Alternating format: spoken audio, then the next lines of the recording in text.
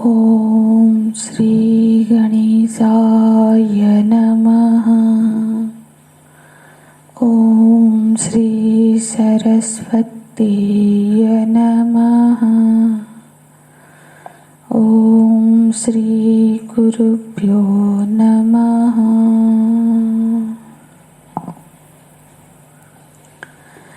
बीजं मां सर्वभूतानां विद्धि पार्थ सनातनं।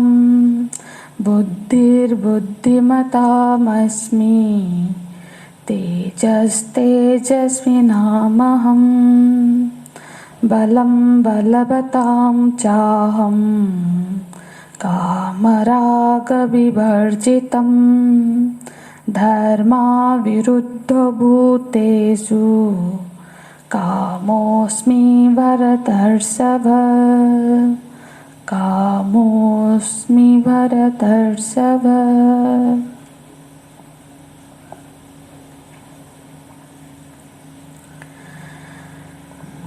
भगवान ने कहा कि जो संपन्न प्राणियों के भीतर मैं सनातन बीज हूँ, जिसका कभी नाश नहीं होता। और बुद्धिर्बुद्धिमतामस्मि का अर्थ है कि जिस बुद्धि के द्वारा भगवान जाने जाते हैं, उस बुद्धि के रूप में भी स्वयं भगवान ही है। माने ज्ञान जो है वो भगवान ही है। तो जिस बुद्धि से भगवत प्राप्ति होती है, उस बुद्धि के रूप में स्वयं भगवान ही हमारे जीवन में आते हैं। और तेजस्विनाहम्, जो हमारे जीवन में काम क्रोध आदि रूप में जो सारे विघ्न आते हैं, उनका निवारण के लिए जो तेज होता है, तो अपने जीवन में जिससे हम काम को, क्रोध को, लोभ को दबा सके, दबा देते हैं, उस तेज के रूप में भी भगवान ही हमारे जीवन में है। तो इसका अर्थ हुआ वही साधन है, वही साध्य है, वही सिद्ध है, और वही साधक ही है। तो अब आगे के श्लोक में बोलते हैं, बलम बलवतां चाहम कामराग विवर्जितम। धर्मा विरुद्धो भूतेषु कामोऽस्मि भरतर्षभ। बलम, संसार में जो बलवान तो बहुत थे, बहुत देखे तो उनके पास बल है। तो ये शब्द का अर्थ है कि जो वस्तुओं को धारण करने की जो सामर्थ्य है। हालांकि बल सब में है, पर सबको हम बलवान नहीं कहेंगे। कुछ ऐसे लोग दिखेंगे जिनको हम बलवान कहते हैं, शारीरिक बल के दृष्टि से, इंद्रियक बल के दृष्टि से, मनोबल की दृष्टि से। तो बोलते हैं बलम बलवतां चाहम। बलवानों के भीतर जो बल है, जैसे बुद्धिमानों की जो पहचान उसकी बुद्धिमता है, तेजस्वी की व्यक्ति की पहचान उसका तेज है, इसी तरह से हम किसको कहते हैं कि ये बलवान है, तो उसकी पहचान क्या है? उसका बल है। बल को उसका, यदि सपोज उसका बल क्षीण हो जाए कल को, तो फिर हम उसको फिर बलवान नहीं बोलेंगे। जब किसी को हम बलवान की संज्ञा तब देते हैं जब उसके पास बल हो। तो बोलते हैं कि ये जो बल नाम की चीज है वो मेरी विभूति है। सर्वसाधारण में ये नहीं होती है। बल जो सामान्य बल तो सभी में होता है, पर जिस बल की चर्चा भगवान कर रहे हैं वो कुछ ही लोगों में होता है। तो थोड़ा थोड़ा बल तो सभी के पास होगा, पर बलवान उनको नहीं कह सकते। बलवान में बल की पहचान कैसे होती है? जब वो किसी को जीत लेता है। तो कोई व्यक्ति यदि अपने ही दुर्बलताओं के साथ हार जाए, अपनी इच्छाओं के सामने, वासनाओं के सामने हार जाएगा, तो फिर हम उसको फिर बलवान कैसे कहेंगे?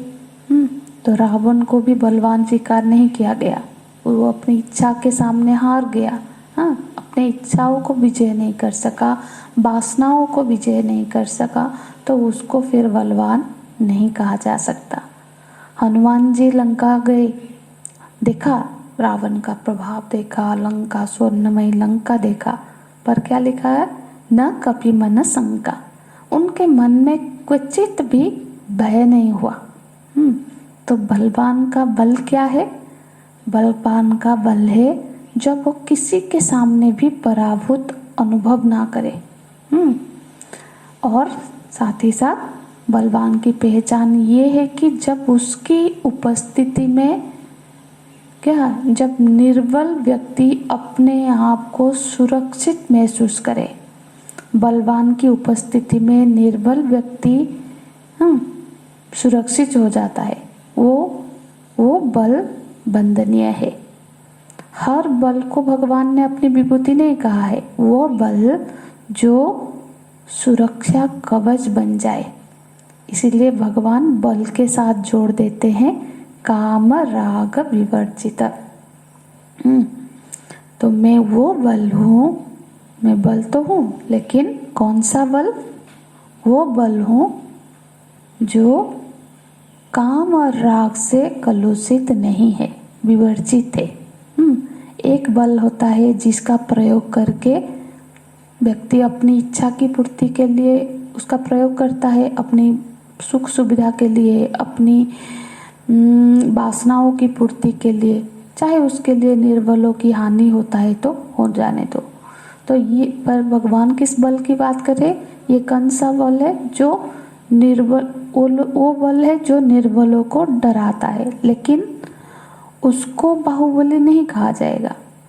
बल तो वो है जहाँ पर क्या बोला, सुखी भय मुनि। जब भगवान श्री राम वन में गए तो उनके बल में, उनको वन में जाने से क्या हुआ?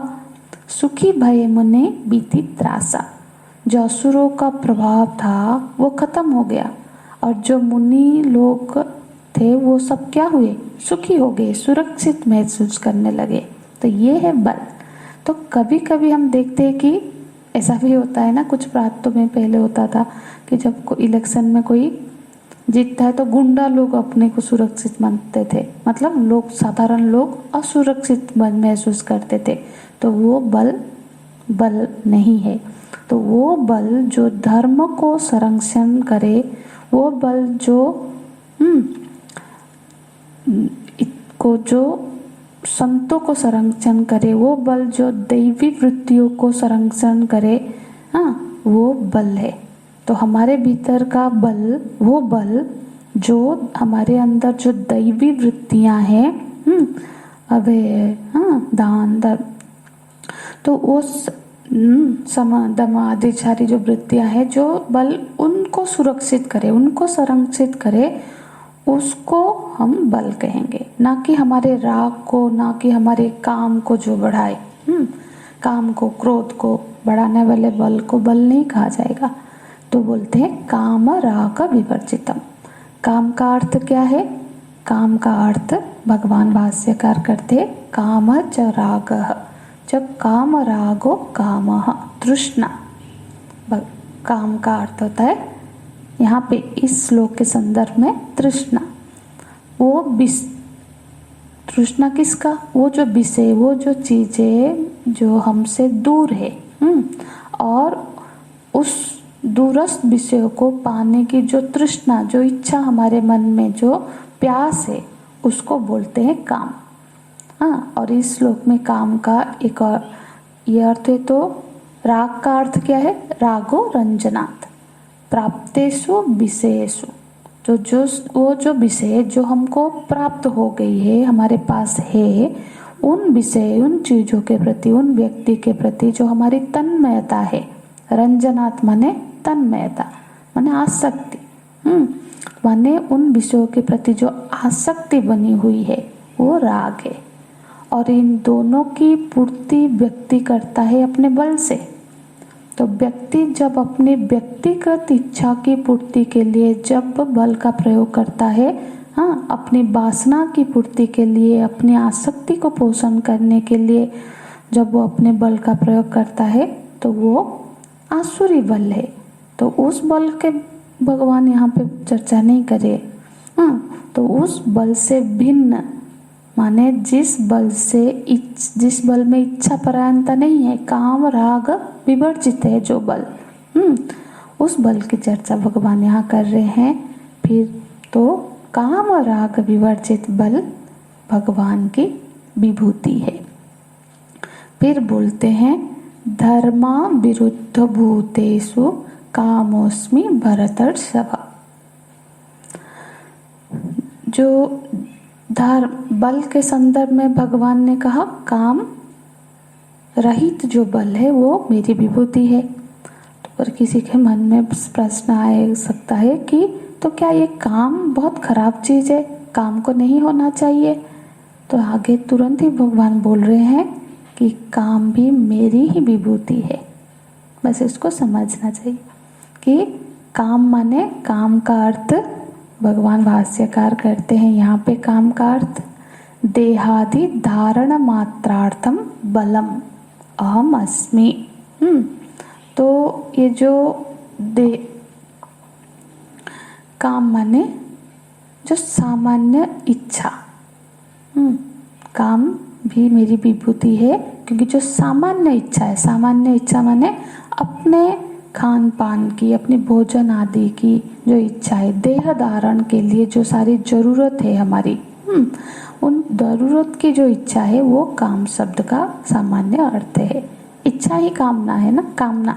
तो लेकिन उसके साथ ही साथ हम स्त्री पुरुष में जो कामना होती है सृष्टि की सृजन के लिए, वो भी उसी में आता है। वो भी एक सामान्य साधारण जरूरत है। जो पर भगवान क्या कह रहे हैं कि ये जो काम वृत्ति है ये मेरा ही स्वरूप है, लेकिन उसकी अभिव्यक्ति वही होना चाहिए होवे जहाँ वो धर्म सम्मत हो। तो बोलते हैं धर्म अविरुद्धेषु। यदि धर्म विरुद्ध काम प्रकट हो तो वो नहीं, का धर्म मतलब से अधर्म से रहित जो काम है वो भगवान की विभूति है। जो धर्म सम्मत काम है वो भगवान की विभूति। तो जो काम वृत्ति है ये सृजन के लिए मूल है, सृजन के मूल में है। तो चाहे किसी भी प्राणी का सृजन होता है, जो भी शरीरधारी है, प्रत्येक शरीर के सृजन के मूल में काम वृत्ति होती है, चाहे वो मानव का शरीर हो, पशु पक्षी का शरीर हो। इसलिए निश्चित रूप से वो भगवान की विभूति है, लेकिन ये शर्त है कि वो वही अभिव्यक्त हो जहाँ वो धर्म के अनुकूल हो, धर्म सम्मत हो। काम को देवकोटि में रखा गया है ना, काम देव कहते हैं हम। तो अगर वो पूरी तरह से खराब चीज होती, क्रोध जैसे आदि की तरह, तो फिर तो उसको ऋषि मुनि शास्त्रों में असुर कोटि में रखा जाता, लेकिन शास्त्रों में काम को देव कोटि में रखा गया है। इसका मतलब है कि वो एक दैवी गुण है। दैवी गुण तभी बनेगा जब वो धर्म के अनुसार होवे, धर्म के लिए अनुकूल होवे, धर्म के विपरीत जाके नहीं। तो वो आसुरी कोटि में फिर चला जाएगा यदि वो धर्म विरुद्ध हुआ, क्योंकि ये सृजन के मूल में है। इसीलिए बोलते हैं सर्वभूतेषु धर्मो विरुद्ध भूतेषु, मतलब ये सबके सारे समग्र प्राणियों में है, सब भूतों में है। पर जो धर्म अविरुद्ध, विरुद्ध नहीं है ये धर्म अविरुद्ध, माने धर्म को विरुद्ध ना करके, अविरुद्ध करके, धर्म सम्मत जो सबके अंदर जो काम प्रवृत्ति है वो मेरी ही विभूति है। तो बलम बलवताम चाहम काम राग विवर्जितम धर्माविरुद्धभूतेषु कामोऽस्मि भरतर्षभ। ओम तत्सत्। ओम पूर्णमदः पूर्णमिदं पूर्णात् पूर्णमुदच्यते पूर्णस्य पूर्णमादाय पूर्णमेवावशिष्यते। ओम शांति शांति शांतिः। हरिः ओम। श्री गुरुभ्यो नमः। हरिः ओम।